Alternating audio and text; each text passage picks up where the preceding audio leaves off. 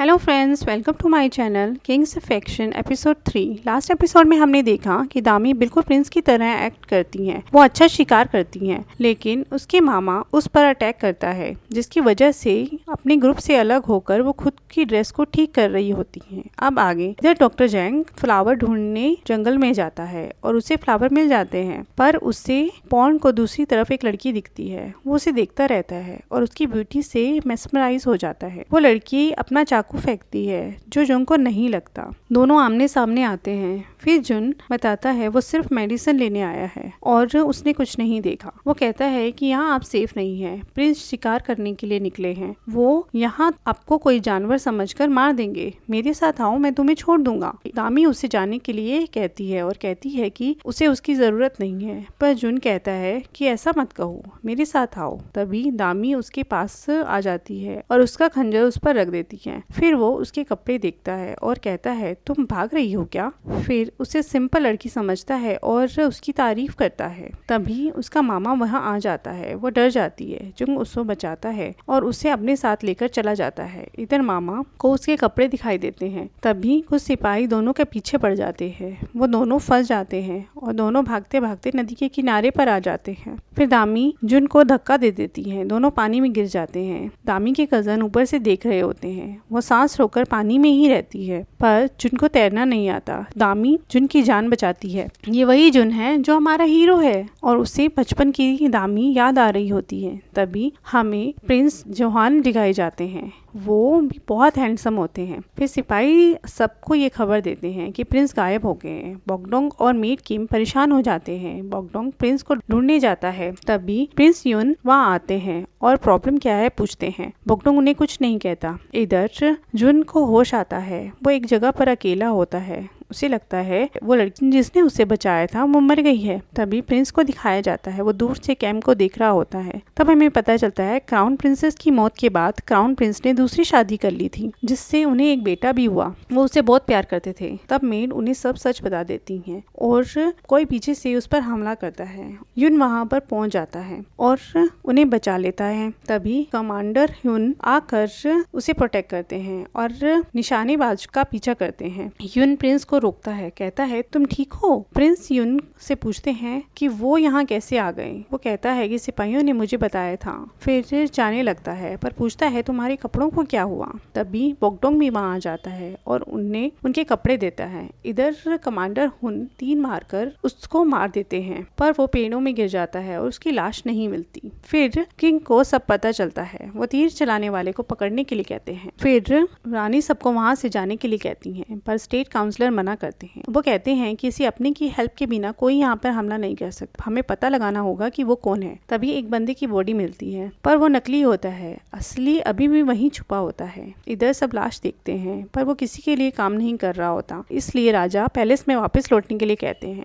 नई रानी प्रिंस को पसंद नहीं करती थी। सब कहते थे ये सब उसकी साजिश है। वो प्रिंस के खिलाफ साजिश कर रही हैं ताकि उनका बेटा राजा बन सके। राजा तो अब रानी के हाथ की कठपुतली बनते जा रहे हैं। इधर जुन की मेट उस लड़की को यकीन दिलाती है कि डॉक्टर जुन जरूर आएंगे। वो कभी किसी को धोखा नहीं देते। जुन वहाँ पहुँच जाता है। फिर वो मेट को बचाते हैं। इधर ग्रैंड मदर प्रिंस को अपने पास बुलाती हैं और पूछती हैं सब ठीक है। वो रानी को उनका ध्यान रखने के लिए कहती हैं, पर रानी अपनी बेटी की तारीफ करती है। रानी का बेटा जॉयन प्रिंस को अपने बड़े भाई की तरह ही देखता है। वो उसकी बहुत तारीफ करता है। फिर सब बाहर जाते हैं। रानी प्रिंस के लोगों की तारीफ करती हैं कि वो बहुत डिसिप्लिन में रहते हैं। फिर प्रिंस के जाने के बाद अपने बेटे को कहती हैं वो बड़ा है, इसका मतलब ये नहीं कि वही राजा बनेगा। मेट प्रिंस को रानी से बचकर रहने के लिए कहती। प्रिंस कहता है कि मैं उनकी आंखों में खटकता हूँ, वो मुझे मरवा भी सकती हैं। फिर कपड़े चेंज करते वक्त मेट उस लड़के के बारे में पूछती है। प्रिंस कहता है वो कभी यहाँ नहीं आया होगा, इसलिए मैंने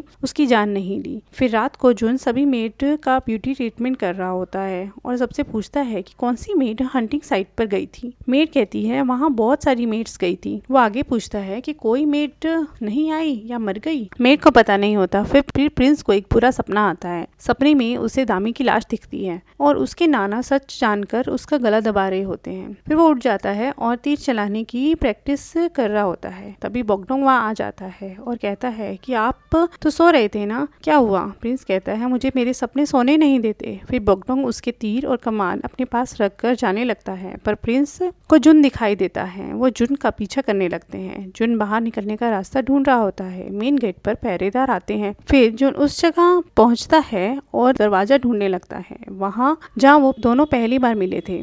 फिर प्रिंस तीर चलाता है जो जुन के गाल पर लगता है। जुन का दोस्त वहां आकर उसे ले जाता है। तब प्रिंस सोचता है कि सिर्फ मैं और जुन ही दरवाजे के बारे में जानते, कहीं ये वो तो नहीं। फिर जुन घर आता है, वहाँ उसके फादर मिलने आते हैं। जुन पूछता है आपको कैसे पता चला मैं यहाँ हूँ? फादर कहते हैं तुम घर आए थे। जुन कहता है मैं माँ से मिलने आया था, अब आप जा सकते हो। फादर कहते हैं मैंने तुम्हें मिंग नॉलेज लेने के लिए भेजा था, लेकिन तुम ये क्या सब सीख कर आए हो? जुन कहता है मैं वो स्किल सीख कर आया हूँ जिससे लोगों की जान बचाई जाती है। फादर कहते हैं तुम कब तक अपना फ्यूचर बर्बाद करते रहोगे? तुम मुझे और अपनी माँ को कब तक डिसअपॉइंट करोगे? वो फादर से कहता है मेरे दिमाग से उस लड़की की मौत नहीं जाती। मुझे हर दिन वही सीन बार बार याद आता रहता है कि कैसे आपने उसे मार दिया था। फादर कहते हैं वो सब पास था, तुम उसे भूल जाओ। जुन कहता है पहले मैं आपको कितना एडमायर करता था, आपके जैसा बनना चाहता था, पर आप इनजस्टिस करते हो, आप बेगुनाहों को मार देते हो। मैं आपके जैसा नहीं बनना चाहता, आप मेरे यहाँ पर दोबारा मत आना।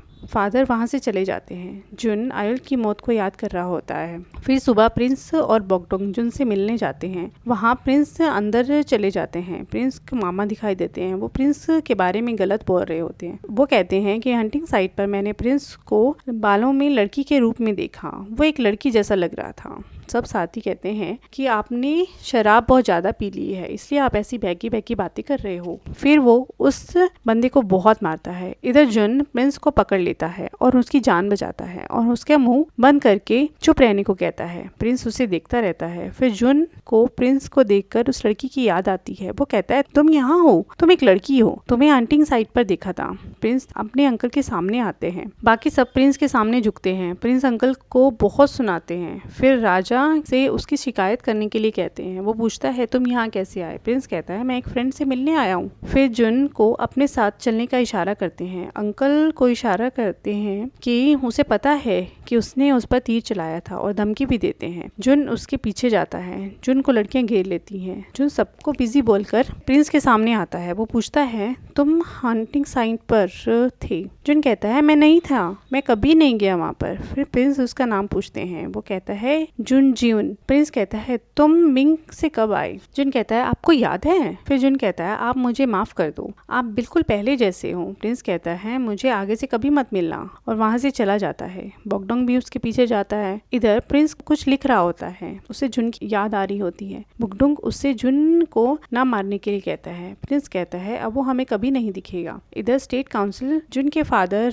को बुलाते हैं और उससे पूछते हैं जुन आपका बेटा है, वो एक अच्छा डॉक्टर है, उसने मिंग के वाइस प्रेसिडेंट की जान बचाई है। इंस्पेक्टर कहते हैं कि वो मिंग में पढ़ता था, पर मुझे उसके बारे में ज्यादा नहीं पता। मिनिस्टर कहते हैं कि ये बहुत अच्छा होगा अगर तुम्हारा बेटा प्रिंस को सर्व करे। इधर जुन उस लड़की से मिलने आता है जिसके फेस पर एलर्जी हो गई थी, और अब वो लड़की ठीक होने के बाद जुन को इनाम देती है। जुन कहता है आपको मेरी हेल्पर से माफी मांगनी चाहिए। फिर लड़की मान जाती है और जुन उसका चेहरा देखता है। वो हैरान रह जाती है। फिर उससे अपना नाम सोयुन बताती है। जब जुन घर आता है, कुछ लोग उसका घर तोड़ रहे होते हैं और उसको और उसके हेल्पर को वहां से ले जाते हैं। इधर प्रिंस को जुन की याद आ रही होती है। तभी प्रिंस युन वहां पर आ जाते हैं और उससे अपना गिफ्ट देते हैं। प्रिंस गिफ्ट को देखकर बहुत खुश होते हैं। तभी बोगडोंग आकर उन्हें लेक्चर लेने के लिए कहता है। दोनों जाते हैं नए ट्यूटर से मिलने। तब प्रिंस को पता चलता उनका नया ट्यूटर हमारा हीरो जुन ही है। यहाँ एपिसोड ओवर हो जाता है। Thank you for watching.